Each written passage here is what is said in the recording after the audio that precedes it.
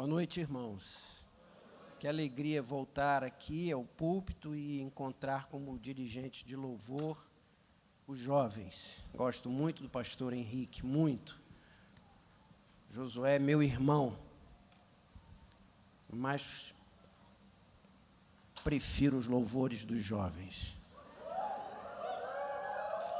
Acho que é o sopro do novo.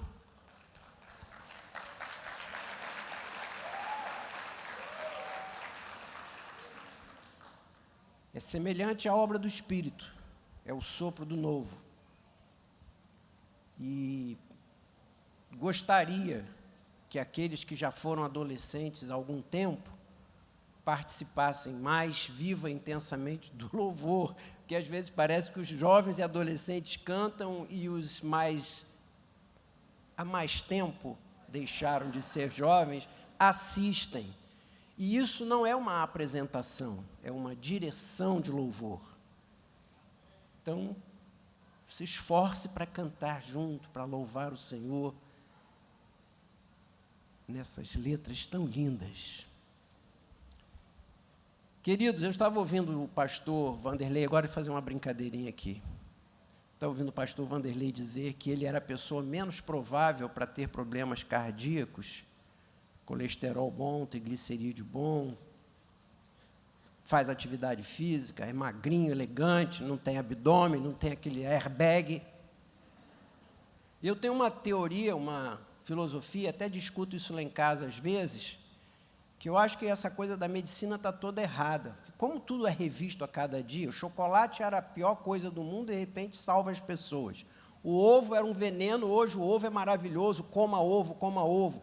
Eu tenho a impressão, ainda mais reforçado pela sua história, que vão chegar daqui a alguns anos a descobrir que sedentarismo é que é bom.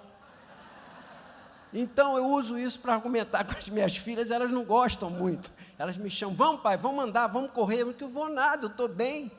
Eu estou bem assim. Vocês vão acabar descobrindo que correr, pular, saltar, malhar é a pior coisa do mundo. Aguardem. Vamos abrir as nossas Bíblias, irmãos, deixando de lado a brincadeira, mas ainda nesse espírito alegre, feliz de quem está na casa de Deus. O texto de primeiro livro de Samuel, no capítulo 7, e hoje eu estou usando um óculos que já vem com unção, que é o óculos do presbítero Elson, esqueci o meu em casa na hora de sair, e cheguei aqui na porta, ele me estendeu o óculos com muita alegria, e eu disse, é bom que já vem com unção. Primeiro livro de Samuel, capítulo 7. Quem trouxe a Bíblia para a igreja, diga amém. Ô, glória! Então vamos ficar de pé e vamos ler um trecho da palavra de Deus, primeiro livro de Samuel. Vocês sabem que eu sou fã do Antigo Testamento. Então, vamos ao Antigo Testamento. Primeiro de Samuel 7. E eu quero fazer a leitura do verso 7 ao verso 13. 7 a 13. Se tem alguém aí do ladinho que não veio com a Bíblia, por favor, estenda a sua Bíblia para o seu querido vizinho. 1 Samuel 7, 7 a 13. Quando, pois, os filisteus ouviram que os filhos de Israel estavam congregados em Mispa, em algumas Bíblias Mispá, subiram os príncipes dos filisteus contra Israel. E quando ouviram isso, os filhos de Israel tiveram medo dos filisteus.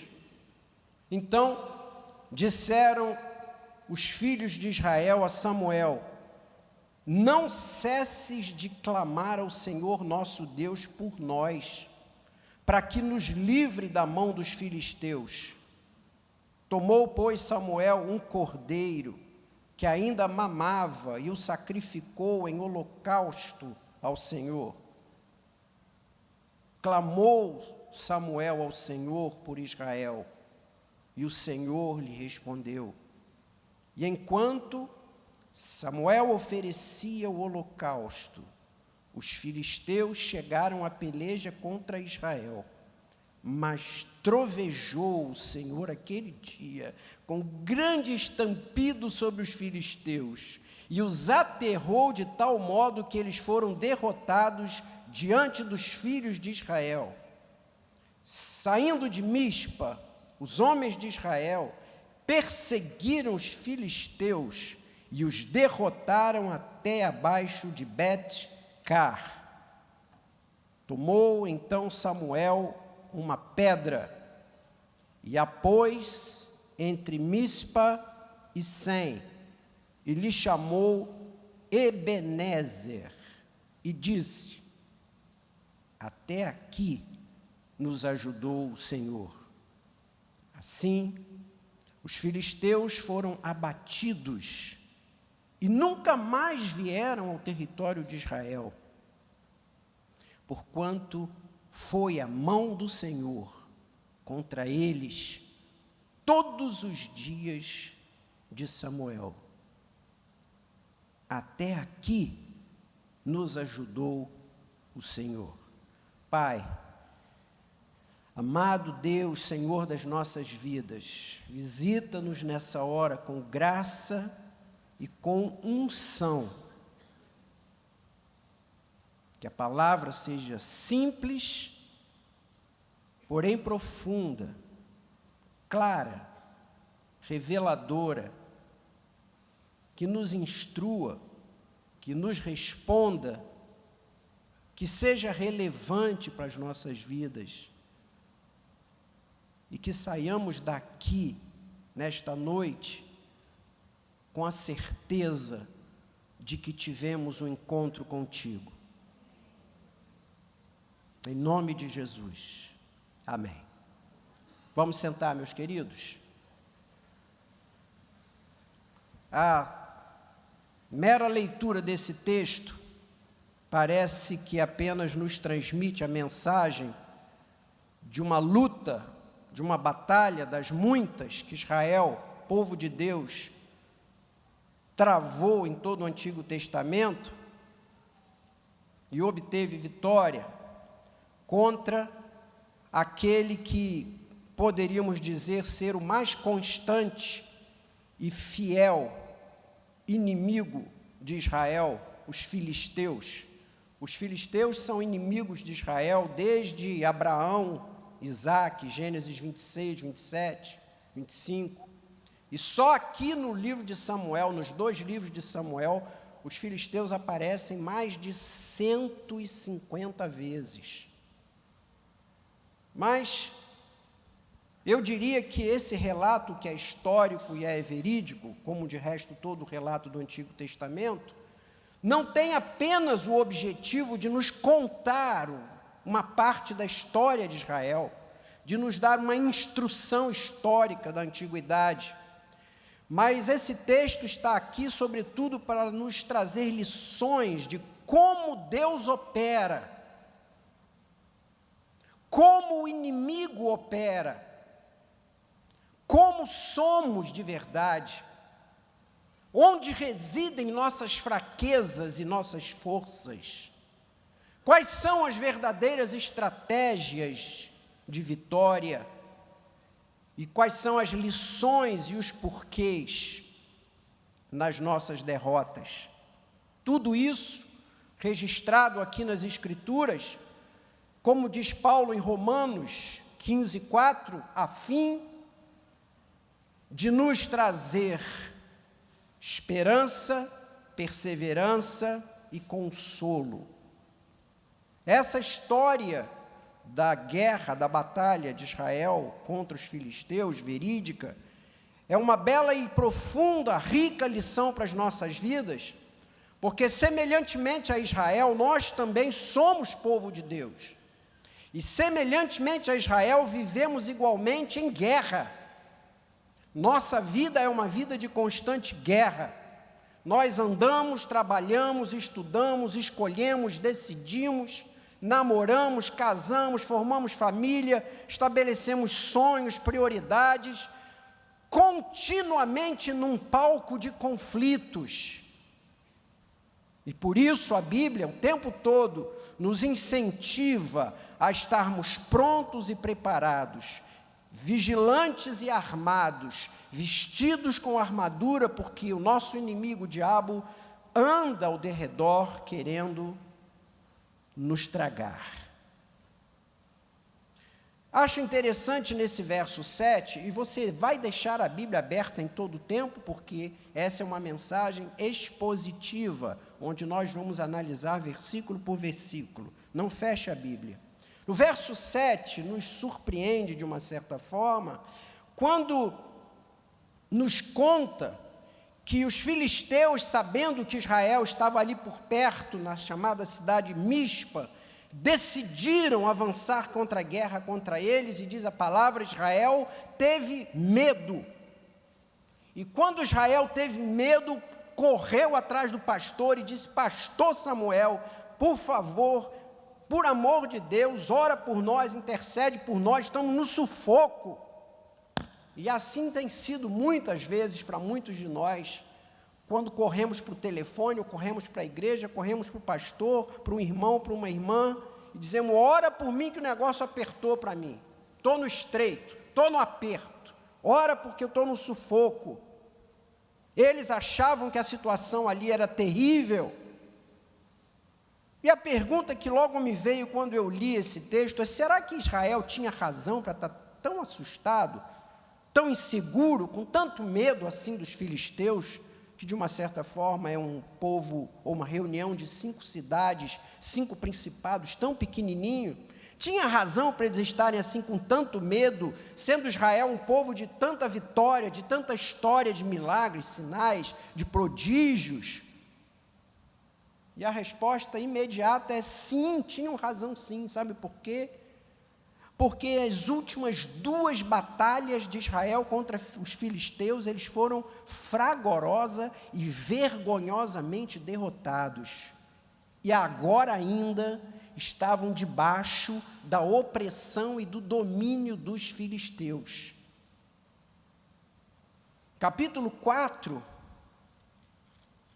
3 capítulos atrás, para o qual vamos olhar já já, nos conta isso, dessas 2 fragorosas derrotas de Israel contra os filisteus. Mas que razão, ou quais razões levaram Israel a ser derrotados pelos filisteus?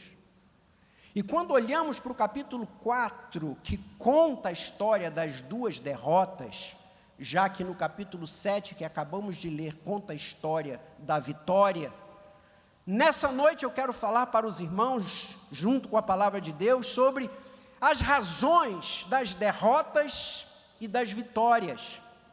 Quais são as marcas, os sinais, as características, e vou usar um termo médico, o DNA. Qual é o DNA das derrotas e o DNA das vitórias? De uma maneira, espero que sucinta, nessa noite eu quero olhar com vocês, analisar o DNA das derrotas e o DNA das vitórias. Para entender o capítulo 7 e o medo, nós precisamos ir para o capítulo 4, e é o que você vai fazer comigo agora.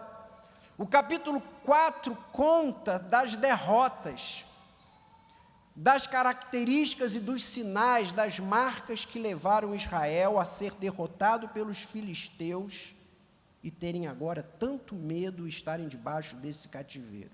Qual é o DNA da derrota? Quais são as marcas da derrota? Olhem aí o capítulo 4. Veio a palavra do Senhor a Israel, e Israel saiu a peleja contra os filisteus. Se acampou junto a Ebenezer, e esse Ebenezer aí, não se confunda, não é o mesmo Ebenezer do capítulo 7, é outro lugar também chamado Ebenezer. Os filisteus se acamparam ali perto, junto a Afeca, e dispuseram-se os filisteus em ordem de batalha para sair ao encontro de Israel. Travada a peleja, Israel foi derrotada pelos filisteus, e estes mataram no campo aberto cerca de 4.000 homens. O povo voltou ao arraial e disseram aos anciãos de Israel: por que o Senhor nos feriu hoje diante dos filisteus? Traga de Siló a arca da aliança do Senhor, para que venha no meio de nós e nos livre das mãos dos nossos inimigos. Então o povo trouxe de Siló a arca do Senhor, entronizado entre os querubins. Os filhos de Eli, sacerdotes Ofni e Finéias, trouxeram a arca da aliança. E sucedeu que, quando a arca da aliança veio ao arraial, Israel rompeu em grande júbilo, em grandes brados, cantou, a terra tremeu, e os filisteus que estavam ali perto, ouvindo aquela grande voz de júbilo, disseram: que voz de grande júbilo é essa que está havendo lá no arraial dos hebreus? Então descobriram que era a arca do Senhor que estava ali no arraial, e se atemorizaram os filisteus, e disseram: os deuses vieram ao arraial. Ai de nós! Tal jamais sucedeu antes. Ai de nós, quem vai nos livrar agora da mão desses deuses grandiosos? Foram os deuses que feriram os egípcios com pragas no deserto. Vamos ser fortes, filisteus, vamos nos portar varonilmente, para não virmos a ser escravos dos hebreus, como eles serviram a vós outros. Portai-vos varonilmente, pelejai. E então pelejaram os filisteus, e Israel foi derrotado outra vez. E cada um fugiu para sua tenda, porque foi grande a derrota. Foram mortos de Israel naquela batalha 30.000 homens, e a arca de Deus foi tomada, e foram mortos os 2 filhos de Eli, Ofni e Finéias. Então entenda que o capítulo 4 agora conta de 2 derrotas de Israel para com os filisteus. Quais são as marcas da derrota? Quais são as características desse povo de Israel que nos podem dizer por que foram derrotados? Qual é o DNA dessa derrota? A primeira coisa que eu vejo aqui, meu irmão, é o descaso para com a batalha.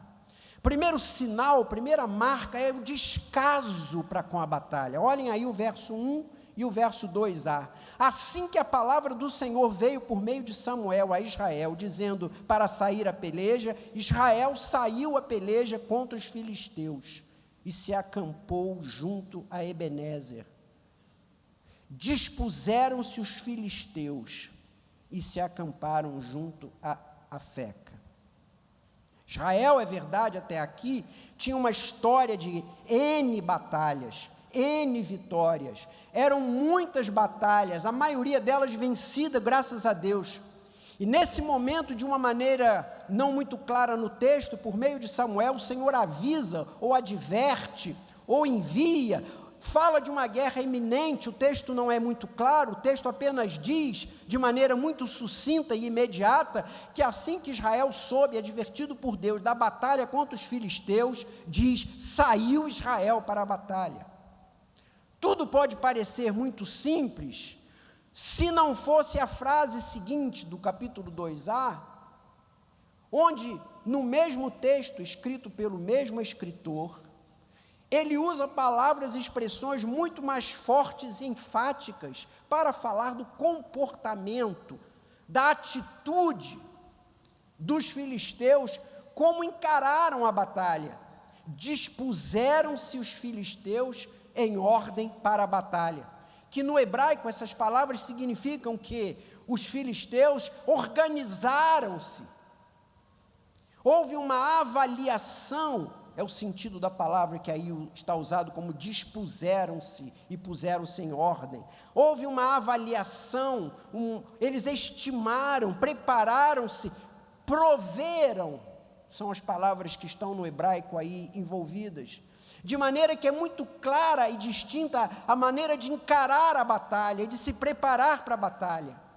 Da parte do povo de Israel, parece que descansado numa história, descansado em pressupostos, na convicção de que por várias vezes o Senhor tinha estado com eles, houve uma forte autoconfiança, um certo descanso de uma tranquilidade que eu diria irresponsável. Na medida em que Deus fala da batalha, Israel prontamente sai para a batalha, enquanto os filisteus se organizam, avaliam, estimam, preparam-se, proveem.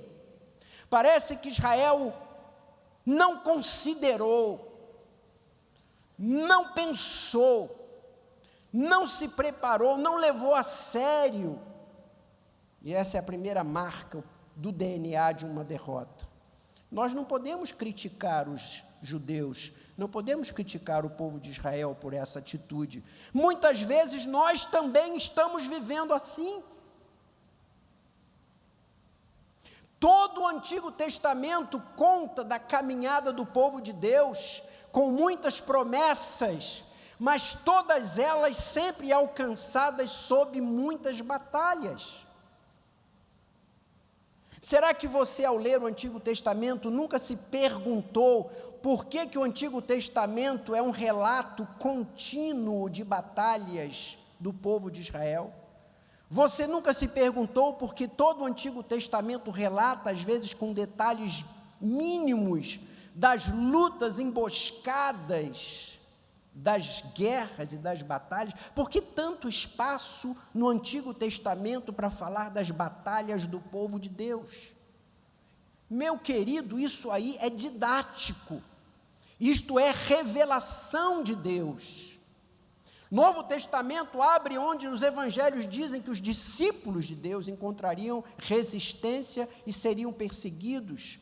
Paulo fala que é uma guerra constante, que essa guerra não é contra sangue nem carne, mas é uma guerra que nos acompanha nas regiões celestiais. Efésios 6, Efésios 2, Efésios 5, ele fala de batalha. Em 2 Coríntios 10, ele diz, nós andamos na carne, mas nós não militamos segundo a carne. Filipenses 1 fala de que é uma luta constante pela fé evangélica. Colossenses 1 nos fala que é uma guerra de impérios, onde o reino do Filho do seu amor contra o império das trevas. 2 Timóteo 2, 2 Timóteo 4, ele diz, eu estou combatendo o bom combate. Hebreus fala da espada a ser manuseada, a espada da fé, que é a palavra de Deus, e ainda a palavra culmina em 1 de Pedro 5,8, dizendo, sede sóbrios e vigilantes, porque o diabo é um adversário que está ao seu redor, como um leão que ruge, buscando alguém para devorar. Portanto, a Bíblia toda, de Gênesis a Apocalipse, o tempo todo nos adverte de que há uma batalha, que nós estamos dentro de uma batalha, que o Senhor nos está acompanhando e nos enviando, mas está apresentando que é uma batalha. Contudo, a maior parte de nós continua todo o tempo vivendo relaxadamente, despreocupadamente, como se acordar de manhã e sair e viver era atravessar um jardim florido. Segunda marca da derrota, ou segunda característica que explica essa derrota do capítulo 4, é que o povo de Israel, do exército, depositou a sua confiança no seu próprio braço, nas suas próprias estratégias, nos seus próprios planos. Deuteronômio 20, se você tiver rapidez de olhar lá, você vai descobrir que Deus deu uma orientação, um manual de guerra, para todas as vezes que Israel fosse enfrentar uma guerra, devia ser segundo aquele manual, Deuteronômio 20. Porém, aqui o texto não conta em nenhum momento que ao sair para a guerra, nem buscaram a face de Deus, nem pediram orientação a Deus, não buscaram as estratégias de Deus, não consultaram Deuteronômio 20, diz apenas que saíram e se dirigiram para as montanhas, procurando um lugar chamado Ebenezer, que quer dizer pedra de ajuda ou pedra de socorro. Prestem atenção. Parece que esse plano e essa estratégia era perfeita. Parece que esse plano era algo assim espetacular, muito inteligente. Porque os filisteus eram um povo do mar. Os filisteus eram um povo da costa. Os filisteus nasceram no mar Egeu e em todo o tempo habitaram a costa. Guerrearam contra a Filístia. Todo o tempo moraram, trabalharam, viveram na costa, no mar, na praia. A literatura antiga chama os filisteus de povos do mar. E quando Israel vai para a guerra, adota uma estratégia, sobe a montanha, e lá no alto da montanha chama os filisteus para a guerra. e procura na montanha um lugar chamado Ebenezer, que quer dizer um lugar de socorro ou de ajuda. Tudo jóia, tudo inteligente, tudo maravilhoso.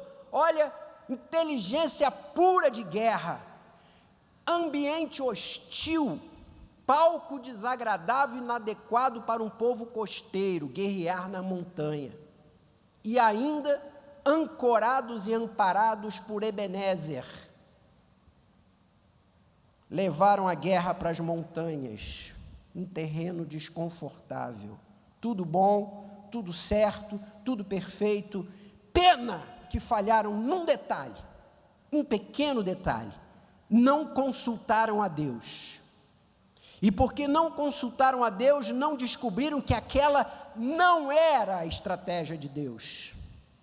Deus quase sempre prefere meios, caminhos e estratégias loucas, surpreendentes, humanamente contraditórias. E você que conhece a Bíblia, não vou contar aqui, mas você sabe, caminhando de Gênesis até Apocalipse, as loucuras de Deus. Ou não é louco você derrubar muralhas de Jericó rodando e cantando, rodando e cantando, rodando e cantando, e alguém dá um grito e cai tudo? Ou você não acha louco carregar 2 milhões de pessoas, chegar na beira do mar, encostar o pé para que o mar abra e eles atravessem? Ou você não acha que é louco, quando cai um machado no rio, jogue o cabo para o machado flutuar?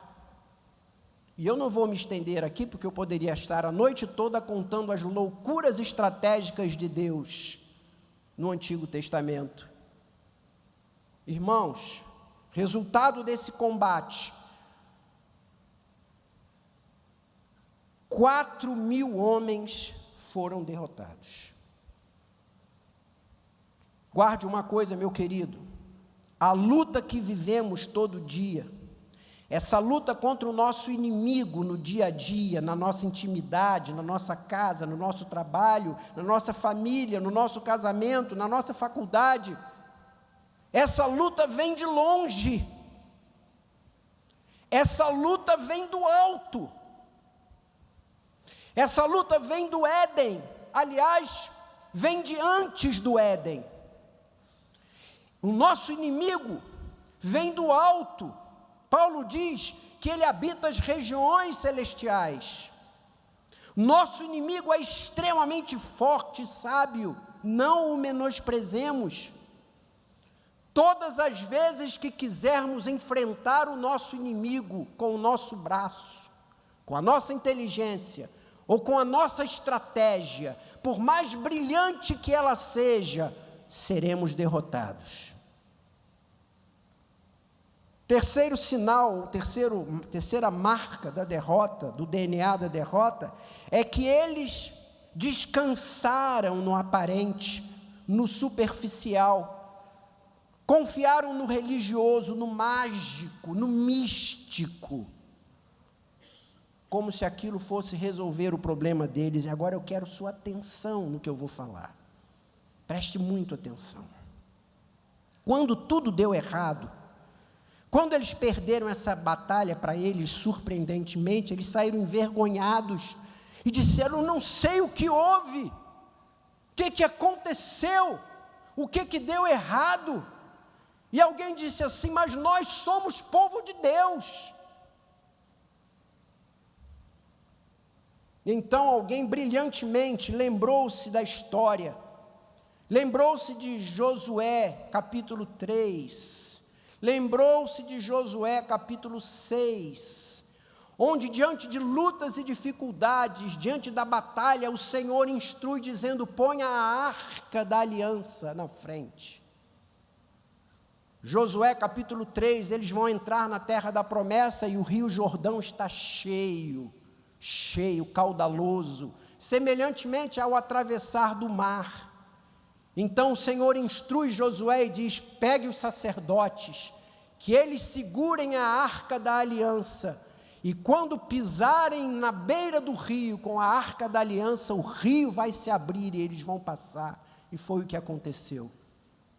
E eles se lembraram de Josué capítulo 6, quando diante das muralhas intransponíveis de Jericó, rigorosamente fechadas, diz o texto, o Senhor diz, chama os sacerdotes, põe a arca sobre a cabeça diante deles e rode a muralha, com os sacerdotes e com a arca, e a muralha vai cair, e isso aconteceu. De maneira que agora vem uma fé, um plano religioso. Se não deu pela estratégia, agora vamos pela fé e pela religião. Vai buscar lá em Siló a arca. E correram em Siló, buscaram a arca, e na medida em que a arca ia chegando ao arraial dos judeus, do povo de Israel, houve uma grande alegria, grito, júbilo, houve um culto pentecostal sem sinais e prodígios, mas com muito barulho, gritaria. Diz o texto que a terra chegou a tremer e havia tanto louvor, tanto grito, que os filisteus que estavam a pouco quilômetro dali, falaram, meu Deus, o que está acontecendo lá? Por que eles estão tão alegres, tão felizes, tão jubilosos, depois da coça que levaram? E alguém contou, não, é porque agora chegou ali a Arca da Aliança. O que é a Arca da Aliança? A Arca da Aliança é o símbolo da presença do Deus deles, aquele Deus que derrotou os egípcios, os exércitos poderosos dos egípcios. E quando os filisteus descobrem que eles estavam com a arca, e é por isso que havia aquele júbilo, bate um temor tremendo no meio dos filisteus. E aí me lembrei, quando lia isso hoje à tarde, da mesma experiência, Vanderlei vai lembrar disso, dos donos do barco onde Jonas foge da presença do Senhor, onde há maior temor no ímpio, no pagão, do que no povo de Deus. Vocês lembram? Jonas capítulo 1, quando Jonas foge da presença de Deus, entra no barco, vai dormir, e o Senhor manda aquele vendaval, e o barco a ponto de naufragar, e os ímpios e pagãos, marinheiros, começam a jogar tudo na água, e diz a palavra, cada um se ajoelhou diante do seu Deus, e começou a pedir clemência, perdão, solução e resposta. Só Jonas dormia. E aí, incomodados com isso, eles descem aonde Jonas dormia, lá no fundo do barco, e dizem, olha aqui, não te incomodas com o que está acontecendo? Por acaso também não vai junto conosco orar para o teu Deus? Você não está vendo o que está acontecendo? E Jonas disse, eu sei o que está acontecendo. Sabe? O que está acontecendo? É porque eu sou servo do Deus único, o Criador dos céus e da terra e dos mares. Eu sou servo dele, estou fugindo da presença dele. O quê? Você é servo do único Deus, Criador dos céus e da terra, e está fugindo dele, pois tu agora vai morrer. Houve mais temor nos marinheiros ímpios do que no Jonas, que dormia fugindo de Deus. E agora aqui novamente, quando a arca chega, há mais temor nos filisteus do que no povo de Deus, Israel.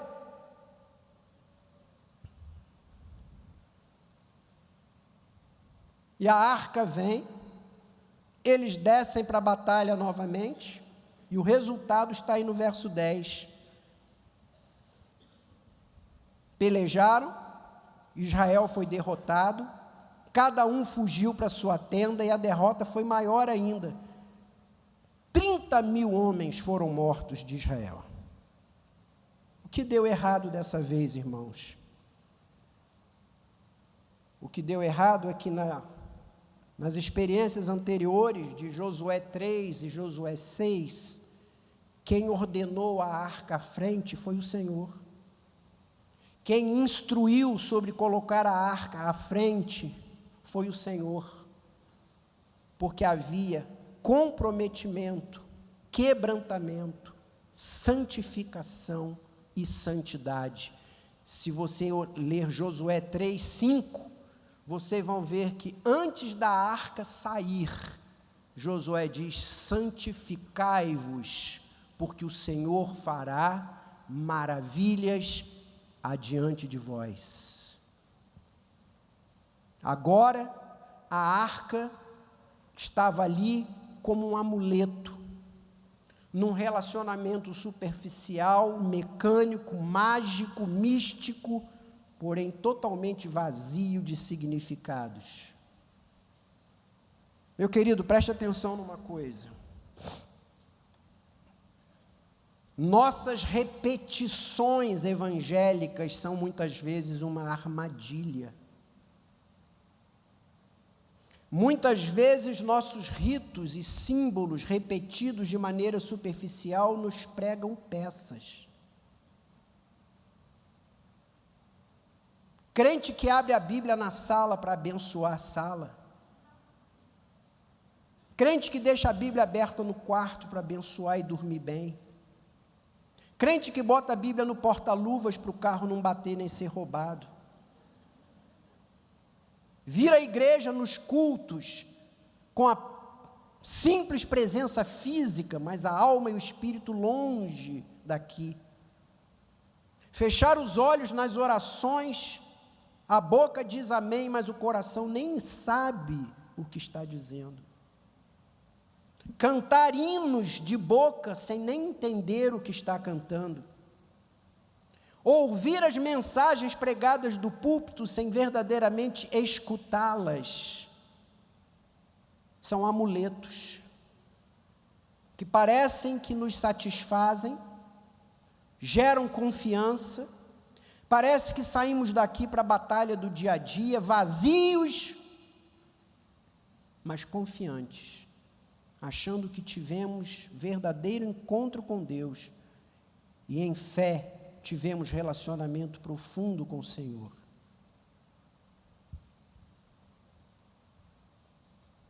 O que verdadeiramente representa a arca para Israel? Pode projetar a arca só para lembrar aos irmãos como era a arca. Essa era a arca da aliança. 1,20 m, 75 de altura, 75 centímetros de largura. A tampa, o propiciatório. E para Israel, a arca era a presença de Deus. Preste atenção, irmão. É muito rica essa lição. A arca era a presença de Deus. E a tampa, chamada propiciatória, onde estão os dois anjos, era o trono de Deus entre eles. No propiciatório entre os dois anjos, ali era aspergido o sangue do sacrifício, da confissão de pecados. De maneira que o propiciatório, a tampa,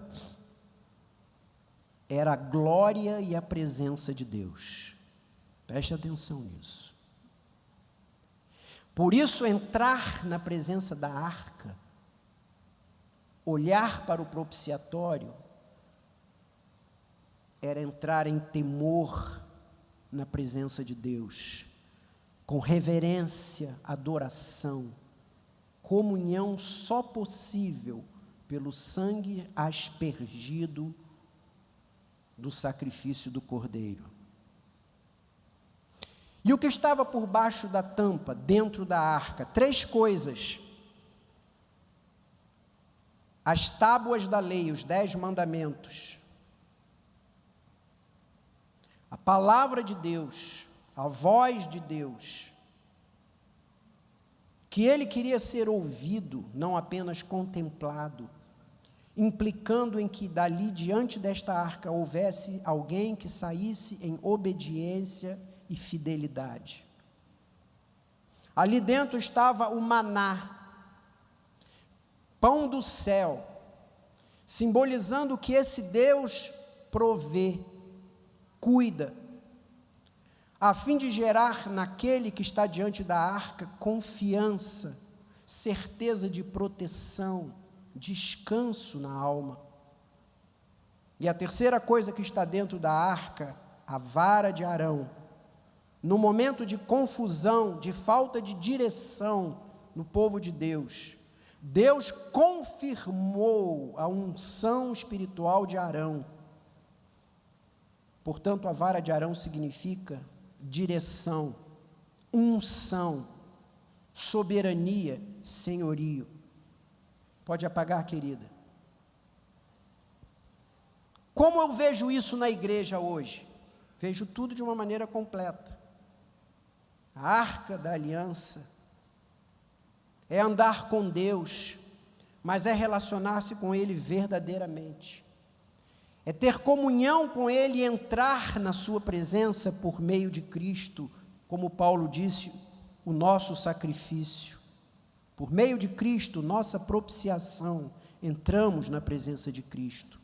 E entrar na presença de Deus necessariamente requer de nós temor, quebrantamento, reverência, culto, adoração, louvor.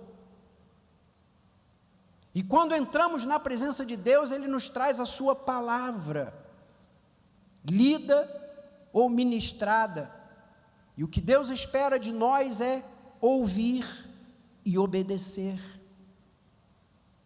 Ele nos traz e nos envia o seu Espírito, e aqui está o simbolismo da vara de Arão para a igreja. Ele nos envia o Espírito que vem morar dentro de nós, essa é a sua unção. E essa unção que permanece em nós nos ajuda a ouvir, escolher, decidir, ter poder para obedecer esta palavra ministrada e vencer as tentações. E como consequência final disso tudo, desta arca nas nossas vidas, não precisamos andar ansiosos pelo que vamos comer, ou vestir, ou beber, porque o maná vem do céu. Isso é considerar a arca como ela é. Isto é andar pondo a arca sobre nós e à frente de nós, e não viver superficialmente, mística e magicamente, achando que ser frequentador de igreja e dizer que é crente vai dar vitória nos combates. Concluo o DNA das derrotas do capítulo 4, dizendo que, final de tudo isso, não poderia ser diferente, transfere-se para Deus a culpa pela derrota. Verso 3, quando eles voltaram do arraial, disseram: por que o Senhor nos feriu hoje? Não pediram a Deus a estratégia, não consultaram a vontade do Senhor, não leram Deuteronômio 20, não estiveram intercedendo em todo o tempo, e quando perderam, ficaram aborrecidos, magoados com Deus. Não somos assim? Tomamos nós as decisões, fazemos nós as estratégias, achamos que estamos dirigindo a nossa vida da melhor maneira, e quando as coisas dão errada, ainda achamos que a culpa é de Deus. Vivemos buscando a nossa Ebenezer, nossos pontos de apoio e pontos de ajuda.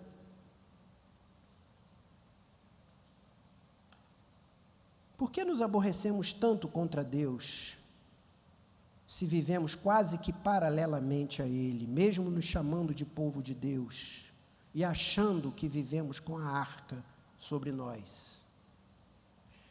Mas graças a Deus tem o capítulo 7, e o capítulo 7 nos fala do DNA da vitória.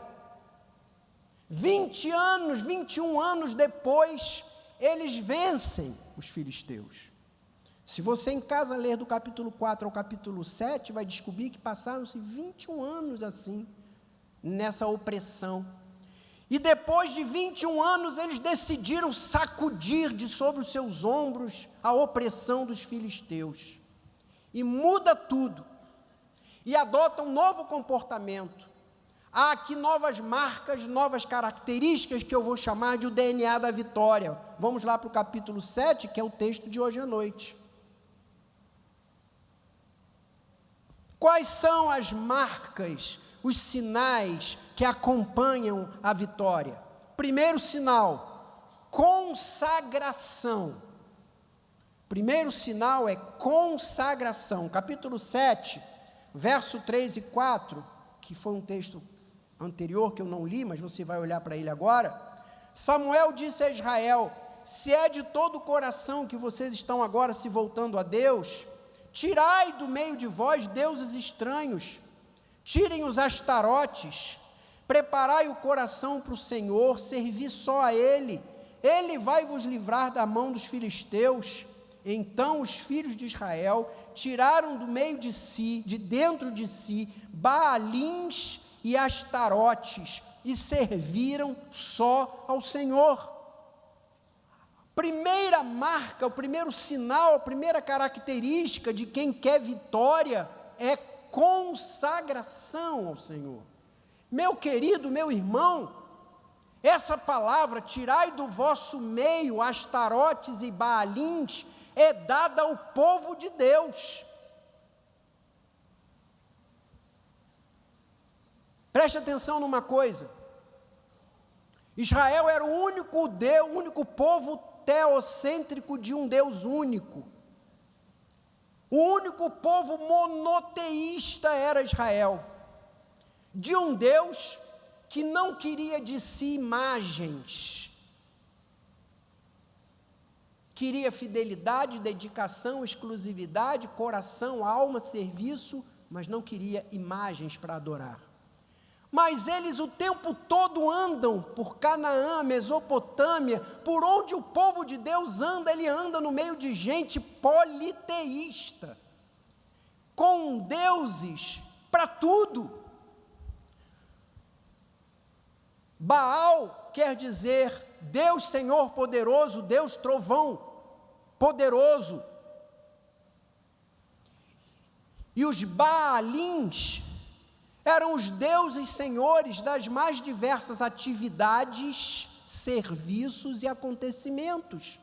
Havia um Baal para o comércio, um Baal para a agricultura, um Baal para a chuva, um Baal para as estações, um Baal para o casamento, um Baal para a separação, um Baal para a casa boa, um Baal para cada coisa, eram os Baalins.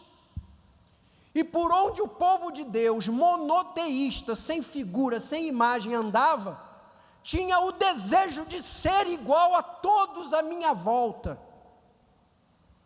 Eu vou para casa, não tenho ninguém para me ajoelhar. Eu quero melhorar no comércio, não tenho um Baal para eu pedir. Eu quero melhorar na minha família, eu não tenho um Baal para pedir. Eu quero que a minha mulher melhore, minhas filhas fiquem melhores, eu não tenho um Baal para pedir. De maneira que, tentado pelo meio, pelas circunstâncias, pelo povo politeísta por onde caminhavam, eles reuniam Baalins e levavam para casa. E Astarote era a mulher de Baal, deusa da fertilidade, da fecundidade, da sexualidade, da sensualidade, e dela adivinham toda sorte de promiscuidades e prostituição.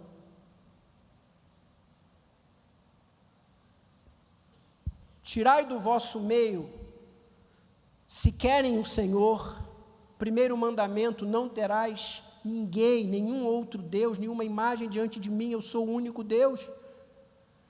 Se vocês querem consagração, não tragam Baalins e Astarotes para as vossas vidas. Ângelo, quando é que eu trago Baalins para a minha vida? Tudo o que fazemos, todas as decisões que tomamos, todas as vezes que deixamos que o desejo de poder, vitória, influência, domínio, preponderância seja maior do que a presença e a importância de Deus nas nossas vidas, levamos Baalins para dentro de casa.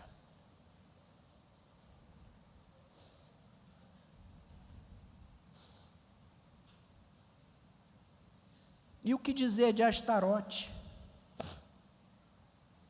Dessa influência onipresente, odierna, da sensualidade, da sexualidade na nossa vida hoje, que entra nas nossas casas pela TV, pela janela, pelos livros, pelos programas, pelas diversões, pelas mais diversas e variadas vias, e que nós, tão despreparados que somos, consideramos tão comum, tão natural, tanto desse tempo. A igreja tem que se adaptar, gente, é dessa hora.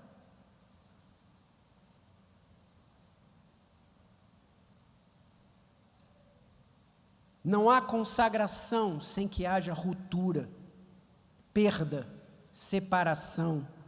Samuel diz: congregai-vos, tirai do vosso meio deuses estranhos, tirai os Baalins e os Astarotes e sirvam só ao Senhor. Não há consagração de nossas vidas sem que haja perda, ruptura, separação, sem que sejamos diferentes do que está à nossa volta, sem que abramos mão dos Baalins e das Astarotes, de cada esquina em que o mundo nos seduz, com propostas, com ideias, com uma cultura, com um ensino, com uma coisa legal, uma coisa linda, uma coisa sensual, uma coisa atraente, algo que traga poder, influência, domínio.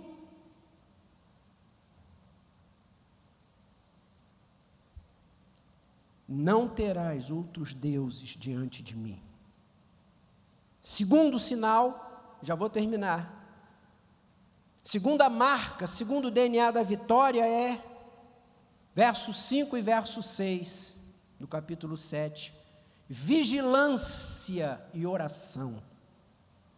Vigilância e oração. Lembram-se do capítulo 4? Assim que Samuel, em nome de Deus, anunciou, vai haver uma batalha, diz, saíram para a luta. Agora aqui no capítulo 7, Samuel diz, vamos nos congregar em Mispa. Nada na Bíblia é descartável, nada na palavra de Deus é sem sentido, e mais ainda no Oriente as palavras têm significados verdadeiros e profundos. Sabe o que significa a palavra Mispa? Significa vigia, torre de vigia, lugar de vigilância.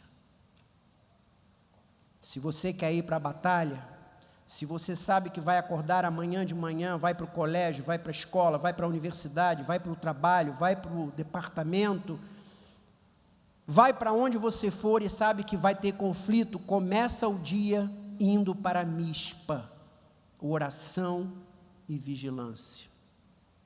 Não enfrente batalha, não encare o inimigo sem passar primeiro por Mispa e pela oração. Lucas 21, 36, você quer olhar? Não desmarque Samuel, por favor. Lucas 21, 36, palavra do Senhor para as nossas vidas.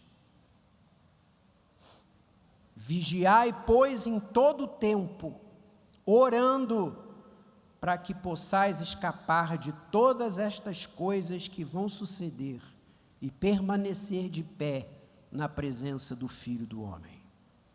Mispa. Terceiro e penúltimo sinal da vitória, a intercessão do holocausto. A intercessão do holocausto. Verso 8 ao verso 10. Então disseram os filhos de Israel a Samuel, por favor, nós estamos partindo para a luta, não cesses de clamar ao Senhor nosso Deus por nós, para que Ele nos livre das mãos dos filisteus. Então Samuel tomou um cordeiro, que ainda mamava, e o sacrificou em holocausto ao Senhor. Clamou Samuel ao Senhor por Israel, e o Senhor lhe respondeu. E enquanto Samuel oferecia o holocausto, os filisteus chegaram à peleja, mas o Senhor trovejou do céu e os aterrou de tal maneira que foram derrotados. Olha aqui, meu querido, agora, tendo aprendido com o DNA da derrota, eles agora não buscaram a arca superficial e mágica, buscaram o holocausto. buscaram aquele sacrifício chamado holocausto, que se você voltar ao Levítico, se voltar ao Êxodo, se voltar ao estudo da palavra, vai descobrir que o holocausto era o sacrifício mais contínuo do povo de Deus.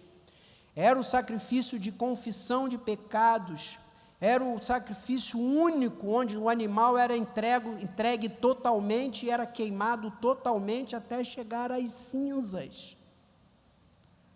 O sacrifício de holocausto tinha várias características principais. Primeiro, era o sacrifício mais frequente.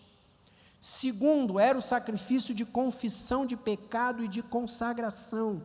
Terceiro, era o único sacrifício em que o animal todo era colocado para ser queimado. E quarto, era o único sacrifício que tinha que ser queimado totalmente até as cinzas.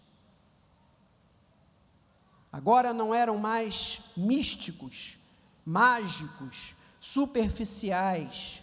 Agora entenderam que para vencer era necessário que em todo o tempo e totalmente precisavam de comunhão verdadeira na presença de Deus. Confissão, entrega e consagração, holocausto. Cristo é o nosso holocausto e é Ele quem nos garante a vitória. Não confiar no braço, não confiar na estratégia, confiar no holocausto. E para terminar, nossa Ebenezer é o Senhor. Verso 12, depois da vitória, Samuel toma uma pedra, põe entre Mispa e Sem, e agora lhe batiza Ebenezer, dizendo: até aqui o Senhor nos ajudou. Meu irmão, entenda o seguinte: no DNA da derrota, eles procuraram por estratégia própria uma Ebenezer que havia no monte, um local de segurança, batizado por alguém. E quando tudo deu errado, botaram a culpa no Senhor. Deus só aparece no capítulo 4, no fim, para levar a culpa. Agora há um DNA diferente. Desde o começo, Deus está envolvido na história. Eles começam em consagração, eles começam em oração, em confissão de pecados, não saem atabalhoadamente, vão para Mispa, onde fazem vigilância, confissão, oração, intercessão. Entenderam que agora era importante um holocausto, uma confissão de pecados, um entrar agradável na presença de Deus, por meio de, na igreja, hoje, Cristo. E ao contemplarem e terem certeza de que a vitória foi obtida por causa de Deus, ao fim da batalha, levantam uma pedra e batizam com o mesmo nome. Este local é Ebenezer, porque até aqui nos ajudou o Senhor, ou seja, desde o começo, durante e até agora, quem esteve conosco foi o Senhor, quem nos livrou, quem nos salvou, quem guerreou por nós, quem sustentou o nosso braço, quem nos deu o sustento, a força, a estratégia, foi o Senhor, a Ele toda a honra e toda a glória. E a expressão até aqui significa o seguinte: ainda tem jornada pela frente e eu continuarei precisando dEle. Vamos fechar os nossos olhos e vamos encerrar orando. Feche os seus olhos. Pense nessa palavra. Nossa caminhada é de lutas, nosso dia a dia é de confronto, em casa, em família, com os filhos, marido, mulher, trabalho, emprego, patrão, empregado, faculdade, profissão, sonhos, planos, projetos. A palavra diz que nós vivemos caminhando num palco de conflitos e há uma guerra no reino celestial. Que nós, embora andemos na carne, não militamos segundo a carne. Nessa noite, meu querido, minha querida, que está aqui, que ouviu a palavra de Deus, quero te convidar a adotar o DNA da vitória e não o DNA da derrota. Quero te convidar à consagração, a você olhar a sua vida, lançar fora os Baalins e as Astarotes. Assumir um compromisso só e unicamente com o Senhor. Entregar a sua vida total e exclusivamente ao Senhor. Rompendo, quebrando, ainda que sofrendo, sendo diferente, sendo estranho. Consagração. A não confiar na sua sabedoria, na sua inteligência, no seu dinheiro, na sua influência, no seu poder, no seu nome, no seu status. Isso não vale nada, porque os nossos inimigos vêm de longe, vêm do alto. A estratégia que dá certo é a estratégia de Deus. O que nos garante a vitória é o Senhor. Oração, mispa, vigilância. Acorda de manhã de olho aberto. Ora, não saia de casa sem orar. Não tome decisão sem orar. Não escolha namorada e namorado sem orar. Não escolha faculdade sem orar. Não escolha patrão, empregado, emprego sem orar. Não escolha a casa onde vai morar sem orar. Não escolha o que vai comprar para sua casa no dia a dia sem orar. Orar, orar, orar. Mispa, mispa. Torre de vigia, vigilância e oração. O inimigo está à nossa volta como leão, pronto para nos devorar. E em todo o tempo orar. Orar confiando no holocausto, naquele que já entregou a vida por nós e que está diante do Senhor, favorecendo e permitindo a nossa entrada na sua presença. E aí você vai poder dizer: até aqui o Senhor me ajudou. Senhor, Deus, Pai, Jesus, nosso amado, querido Senhor, nessa noite eu quero te pedir que essa palavra seja profundamente aplicada nas nossas vidas, que o Espírito Santo de Deus a ilumine de tal maneira que ninguém saia daqui sem ter entendido o que a palavra quer dizer, e o que eu, Ângelo, não consegui falar, pela minha pobreza e limitação, ó Espírito Santo de Deus, esclarece e dá vitória, e dá vitória, e dá vitória a Israel de Deus, povo do Senhor, igreja do Senhor, igreja Betânia, em nome de Jesus. Amém, amém.